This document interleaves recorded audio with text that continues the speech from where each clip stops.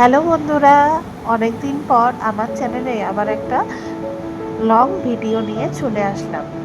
কিছুদিন আগে আমরা গিয়েছিলাম নবদ্বীপ ভ্রমণে। তো নবদ্বীপ এবং মায়াপুর ভ্রমণের প্রথম পার্টের ভিডিও চলে এসেছে।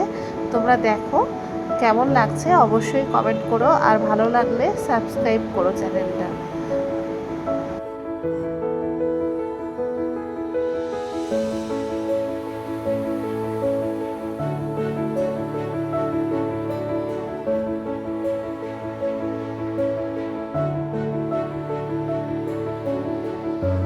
প্রথম দিন চলে গিয়েছিলাম পোড়ামাতলা মন্দিরে। খুব সুন্দরভাবে পুজো দিয়েছি। মায়ের মন্দিরটা গাছের কোটরের মধ্যে অবস্থিত, অর্থাৎ পোড়ামা বলেই এখানে সবাই চেনে। তো খুব জাগ্রত মা, খুব সুন্দরভাবে পুজো দিয়েছি।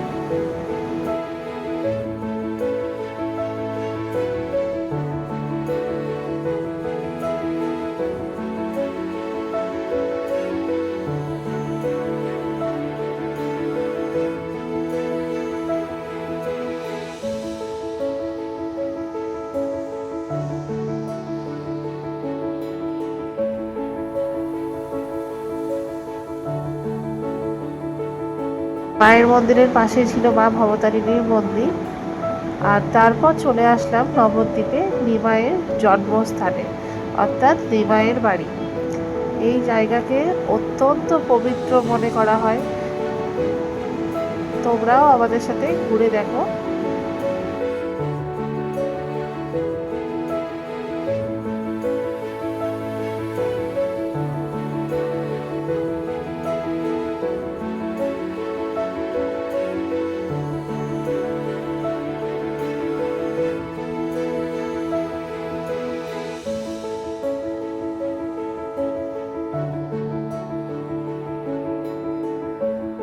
এই সেই নিম গাছ, যার তলায় নিমাই অর্থাৎ শ্রী চৈতন্য মহাপ্রভু জন্মগ্রহণ করেছিলেন বলে মনে করা হয়।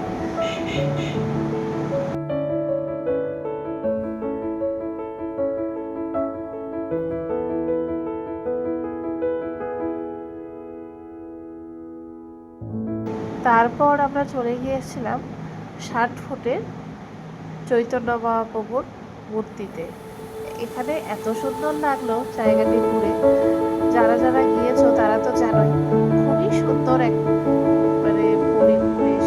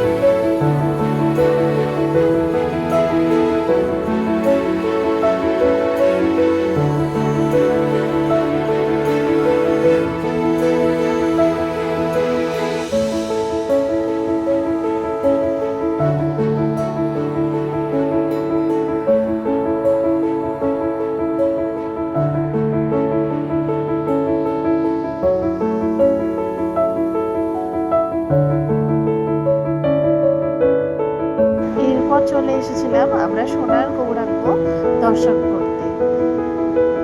আর তারপরে গিয়েছিলাম সমাজসেবা মন্দিরে।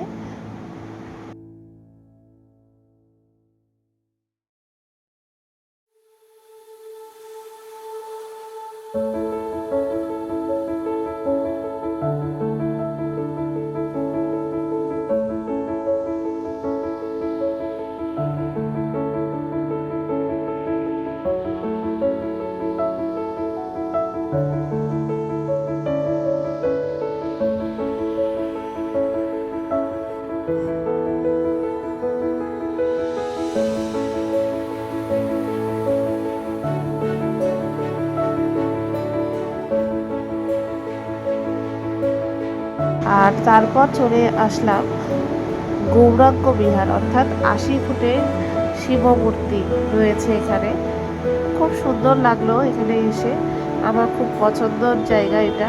অনেকদিন ভিডিওতে দেখতাম ইউটিউবে, তারপরে এখানে জানতে পারলাম যে এখানে এসে এই জায়গাটা নতুন হয়েছে। এর আগে তো নবদ্বীপ একবার এসেছিলাম, তখন এটা তৈরি হয়নি। তো তারপরে দেখো আরও দর্শনীয় স্থানগুলো ঘুরে দেখলাম।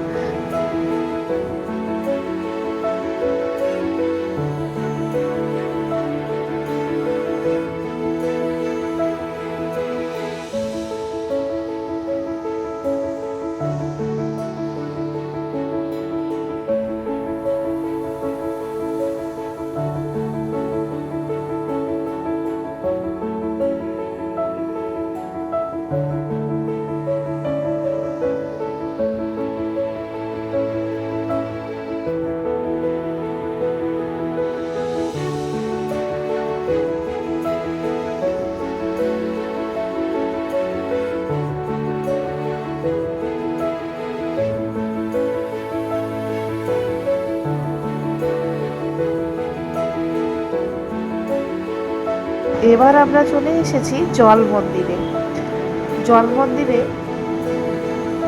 ভেতরের মন্দিরটিতে সবসময় যাওয়া যায় না, আর পাশেই ছিল অনেক হরিণ। এখানে হরিণদের খাওয়ানোর ব্যবস্থা রয়েছে, তো আমরাও খাইয়ে দিয়েছিলাম।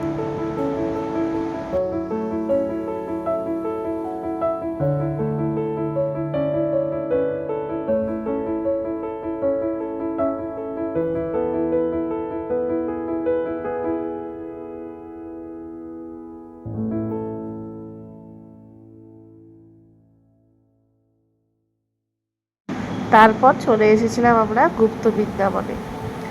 গুপ্ত বৃন্দাবন খুব সুন্দর লাইট দিয়ে কাচের ভেতরে খুব সুন্দরভাবে ফুটিয়ে তুলেছিল, ভালো লাগলো। আরও কিছু দর্শনীয় স্থান দেখেছি আমরা, সেটা আমাদের নেক্সট ভিডিওতে অবশ্যই আসবে। আর আজকের পুরো ভিডিওটা তোমাদের কেমন লাগলো অবশ্যই অবশ্যই কমেন্ট করতে ভুলো না তোমরা। আর ভালো লাগলে অবশ্যই লাইক করো, কমেন্ট করো, আর পারলে অবশ্যই চ্যানেলটা সাবস্ক্রাইব করে দিও, তাহলে ভিডিও দেওয়ার ইচ্ছেটা আরও বেড়ে যাবে আমার।